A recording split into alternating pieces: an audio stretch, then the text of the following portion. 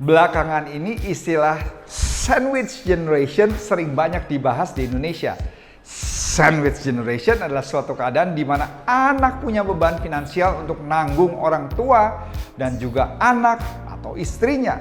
Jadi sang anak jadi kejepit di tengah-tengah kayak sandwich. Hal ini bisa terjadi karena banyak orang yang nggak punya pengetahuan tentang investasi jangka panjang. Fenomena ini terus terjadi apalagi di Indonesia. Ini udah kayak rantai yang nggak bisa diputus. Banyak banget orang yang ngebahas isu ini saat ini. Jadi banyak dari generasi milenial ke bawah yang jadi melek finansial dan mereka bertekad untuk memutusi rantai tersebut. Mereka mulai belajar untuk nabung dan investasi dari usia muda untuk masa depan mereka. Tentu saja ini adalah hal yang bagus sih, tapi sayangnya karena hal ini banyak juga orang-orang yang malah jadi tutup mata dan nggak peduli sama kesulitan orang tua mereka saat ini, mereka nggak mau masuk golongan sandwich generation dan mereka cuma mau ngabisin hasil kerja keras mereka untuk diri mereka sendiri aja. Rantai ini nggak bisa diputus gitu aja dengan instan. Butuh waktu yang lama dan waktu yang panjang.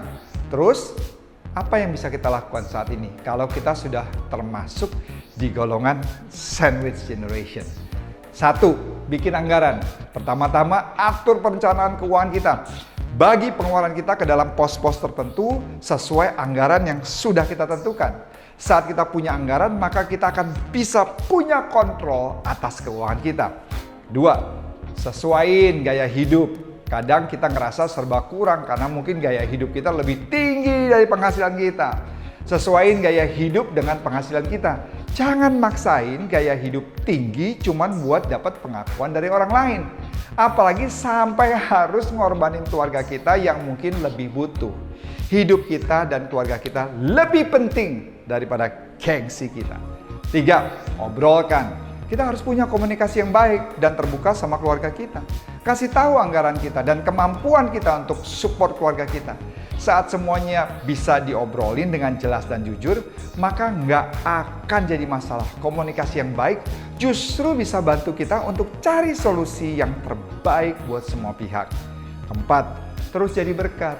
Tuhan berkati kita supaya kita juga bisa jadi berkat buat orang lain. Tuhan percayain kita dengan banyak hal bukan untuk diri kita aja loh. Kita nggak boleh egois. Justru makin kita diberkati, berarti kita makin dikasih kepercayaan sama Tuhan untuk memelihara orang-orang terdekat kita.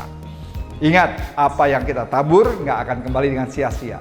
Kalau kita egois dan hanya peduli diri kita sendiri tanpa mikirin orang lain, itu sama saja kayak kita ngelanggar perintah Tuhan. Memang nggak enak kalau kita jadi sandwich generation. Tapi kalau sudah terlanjur kejadian dalam hidup kita, jangan sampai kita kalah sama keadaan dan nggak mau peduli. Tapi yuk kita usahakan yang terbaik, bukan hanya untuk kita saja, tapi juga untuk keluarga kita dan orang-orang terdekat kita.